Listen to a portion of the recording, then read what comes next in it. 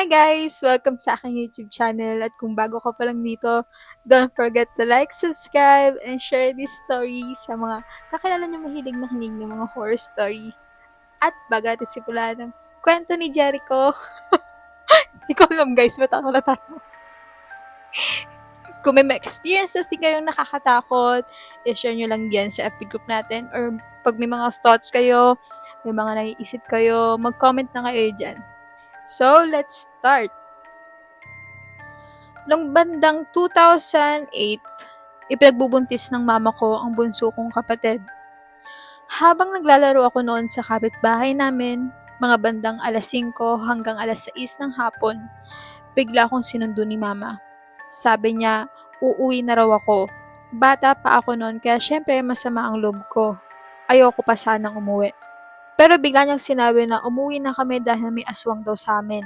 Syempre, hindi ako naniwala kasi lagi na lang ginagamit na panakot yun. Pagdating namin sa bahay, agad kong napansin na parang iba ang pakiramdam. Parang mabigat at nakakakaba ang paligid.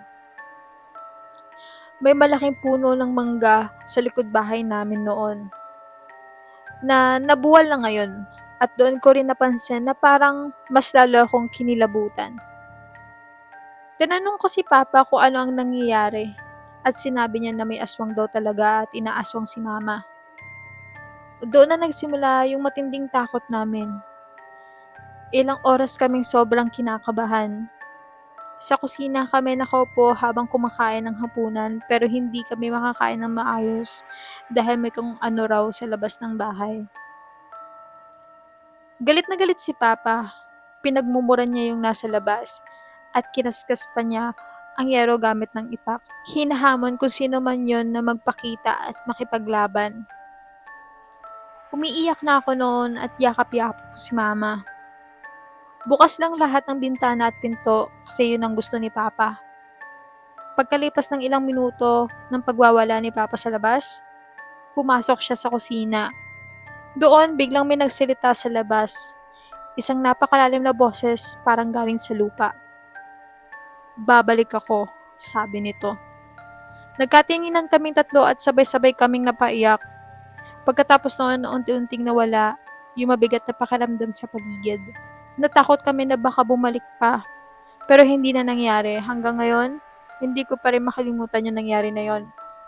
Sobrang nakaka-trauma. Babalik ako, sabi nung aswang. Si MacArthur ba yon? Sabi niya, babalik ako. I shall return. Sabi niya ganon. Si MacArthur yata yun. Aswang yata ni MacArthur yun eh. Pero nakakatakot yan guys ha. Binuksan niya yung kwinto, yung bintana, hinahamon niya. Pero ganun din yung nangyari sa bahay namin guys. Hinamon din. Sabi kasi ng mga matatanda, hamunin daw, murahin daw, ganun.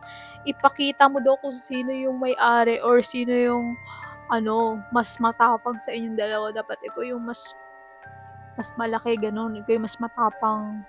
Feeling ko, yun, Pasko yun. Kasi naghahamon eh. Di mo try mo. Kaya, hindi ko na masabi yung sasabihin ko.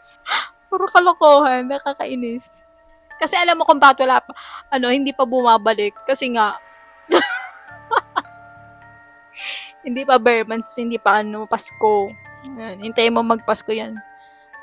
Maghahamon ulit yung lolo mo. Ay, yung papa mo pala. So yun guys, kung may hamon. Kung may aswang, ano ba yan? Kung may mga kwento din kayo about sa hindi hamon. Kung may mga kwento din kayo about sa aswang. Yan, share nyo lang dyan sa FB group natin. Or kung may mga thoughts kayo, ganyan. Then guys, see you when I see you. XOXO, bye!